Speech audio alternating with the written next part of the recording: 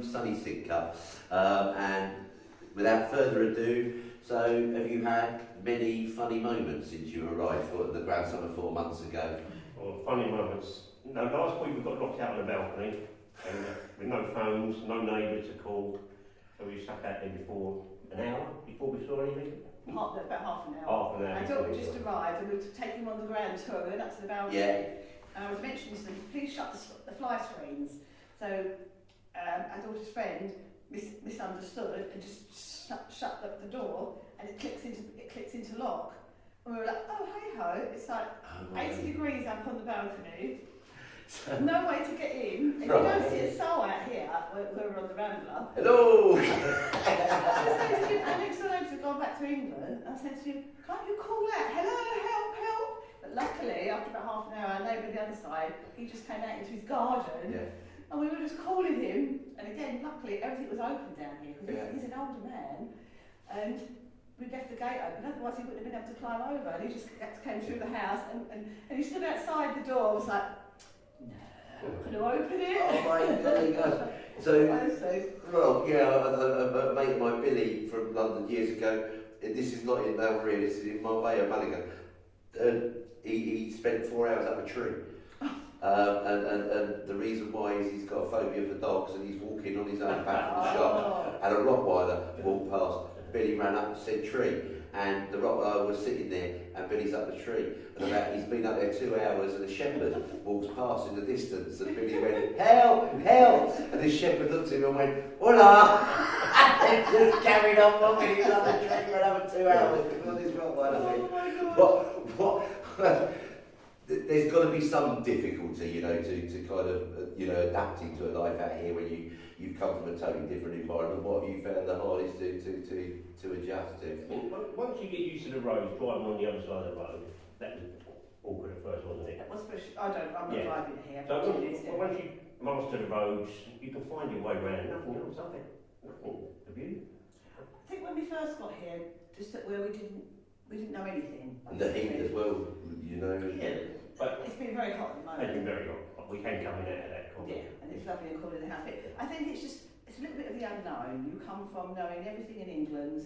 You know how to pay a bill. Yeah. You know where the local shops are. You know how to order on the internet. Everything you know. When you get here, it's like, oh, you ask someone where the shop is. It seems to take you ages, but it doesn't. It's just your perception. Yeah.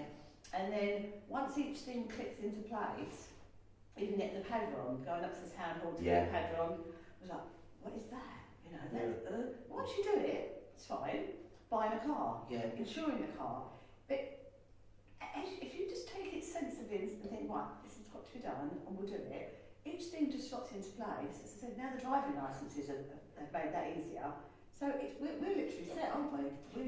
I think people are amazed, you know, we've had for years and it's coming very useful. You know, we've got Zara online, we've got Next, we've got IKEA, you can form accounts, and all of these places do deliveries, you know. All these shops are in, we went to Almeria, didn't we? Yeah.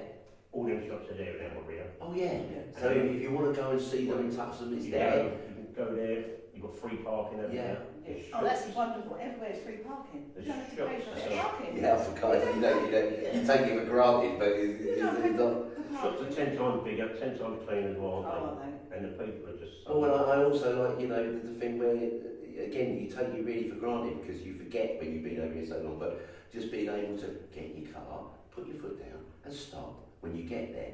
Not 500 roundabouts, 55 speed cameras, 15 minutes negotiating the car park, and you know what it's like, guys, at any bloody retail centre in the UK, it is like that. We don't have that. You take it for granted, you think this is normal life, it bloody well ain't. You're living in the UK. Do you, this is a tough one, I don't know. Do you think people make houses? People make what? People make the houses. And what I mean by that is, right, we get loads of people going, you know, oh, has this house got this spec and blah, blah, blah. But at the end of the day, you can get certain people that could buy a palace and it'd still be shit. Yeah. People make houses, in my opinion, you know, bringing their family, breathing new life into something. Or, you know... Even just your own personal stuff, bring it into the house, doesn't it? That makes the house as well, doesn't it? I also think that, for us, obviously the house had to be right, Yeah. But the view as well for us, because we saw a couple of other houses that we liked probably as much as this, or maybe one slightly more, but one was 5 minutes further up the road, which that wasn't a fit for us, because as you need to age proof yourself, I think, and that was just too windy. It's literally winding roads all the way up there. Yeah. And another one we looked at again in this road, and the view, unfortunately, was of next door's Roof. and you can change your house, obviously elements of it, and as you say, make it your home. Yeah. But you can't change that outside. Well, no, I think that's it. You know, people do make houses. You know, you can have. Well, We've got a bit of wind hello. today. Where did you come from? We've been sitting here with total peace and quiet. We're actually cooking and a bit sweaty, and then there's a bit of a gust. But no, you know, just going back, I do think, you know, you can see some people take on something that's absolutely magnificent, and it still doesn't come to life or anything because they really ain't got the imagination. They don't create a home. So that's what I meant by the people make houses. But I think you're right. You've got to have, you know, as long as you can satisfy key criteria, then really the rest is up to you. Yeah. I think that's a fair comment. Total swerve, right? And you preempted it earlier on. Anything good you've been watching on the telly? Because everyone back in the UK thinks, can they watch UK telly out there? You know, Yes, we can. yeah. And please do not say fudging Happy Valley one more time. No. Get that? We were massive fans of the Blacklist before, and with James Spader. If you've never seen it, you're in for a treat. It's very alright. You have to suspend a bit. You like this because I mean I love it, but my missus thinks it's the silliest thing on the planet. I love whoever writes for Red. Yeah. It's brilliant. It's just the way he'll be in the middle of doing something and he'll just go off and spill something, which is fantastic. Well, we did watch it back in the UK, but in the last two series, I think we didn't missed see it. it. Hang on, the Blacklist, is this the one where it's like, you know, bad people get their comeuppance and there's like assassins and the... Yeah, right, most likely now for 30 years or something. Yeah. So it is, but we watched it at home, and when we went into lockdown, the reason we stopped watching it is because it used to be on weekly on Sky, and when we went into lockdown we cancelled our Sky. Right, okay.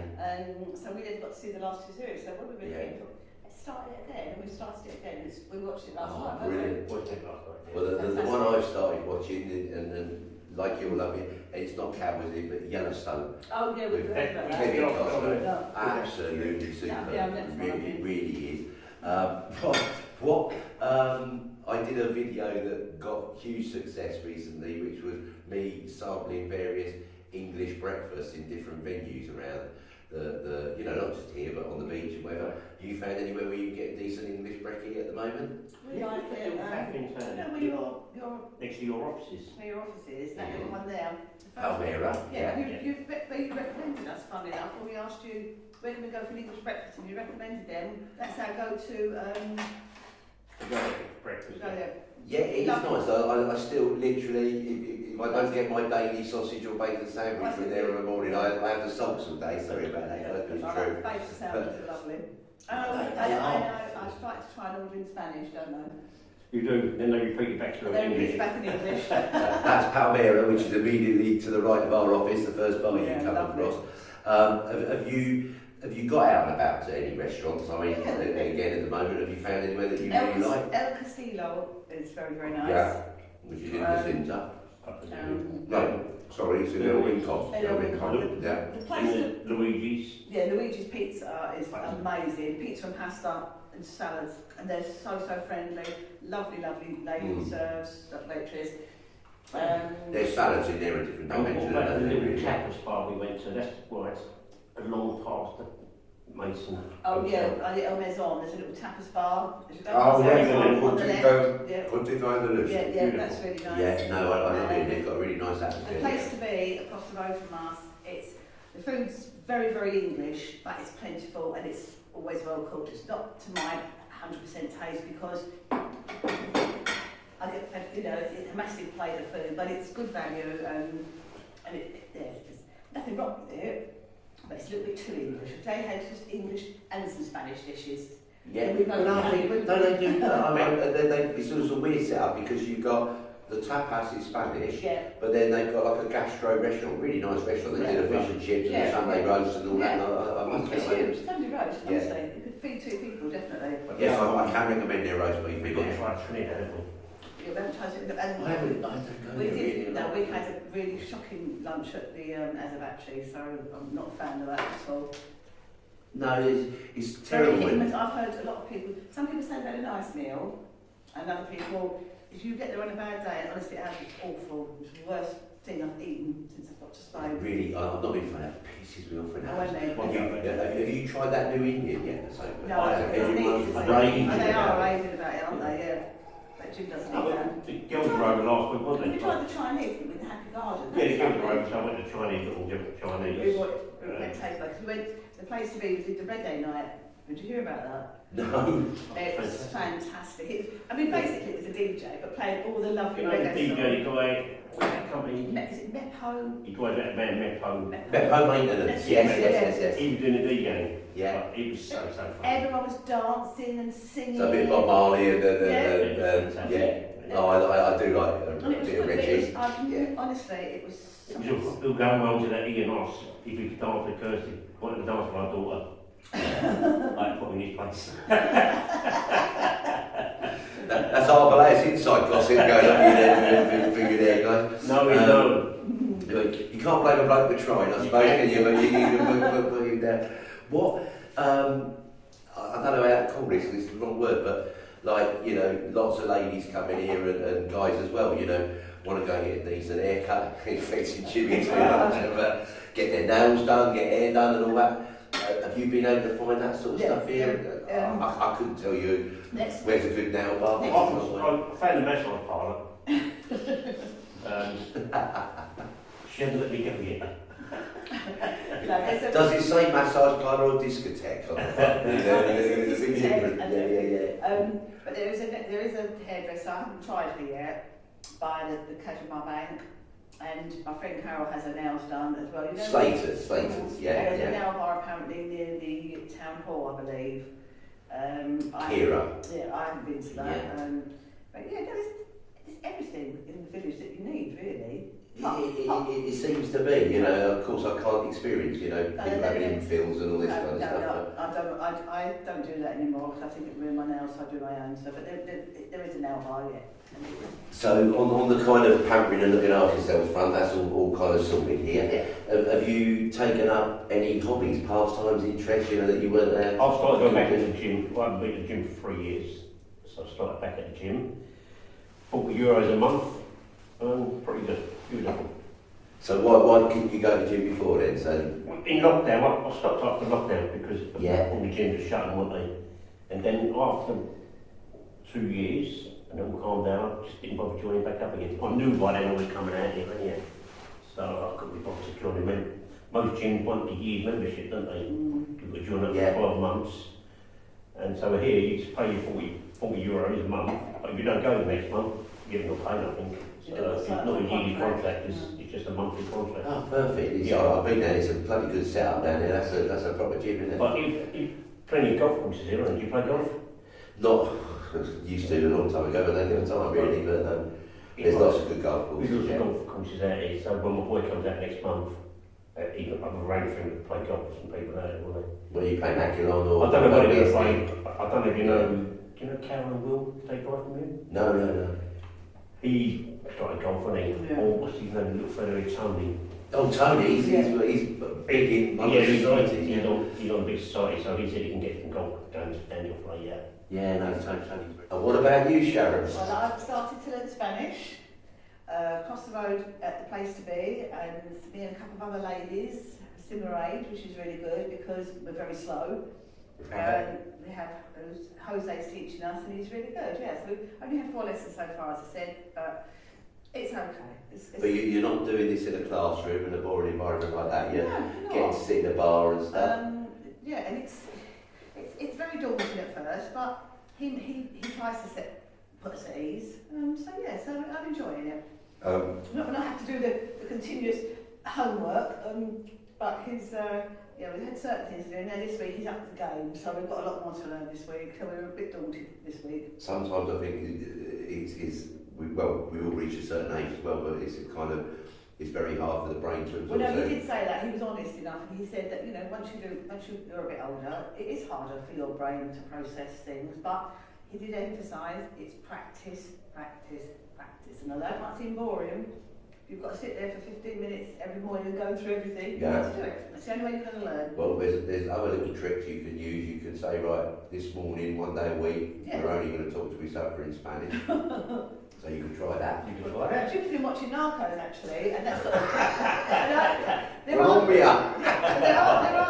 some of when they was talking today, and I think, I recognise that word. So. Well, another one that friends of mine have recommended and it worked really well was you just put post-it notes everywhere. Yeah.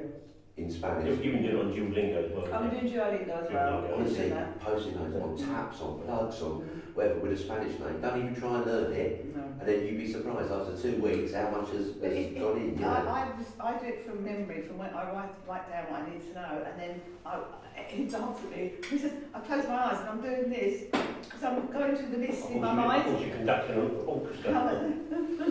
But I can count to 100 now, so I'm really impressed.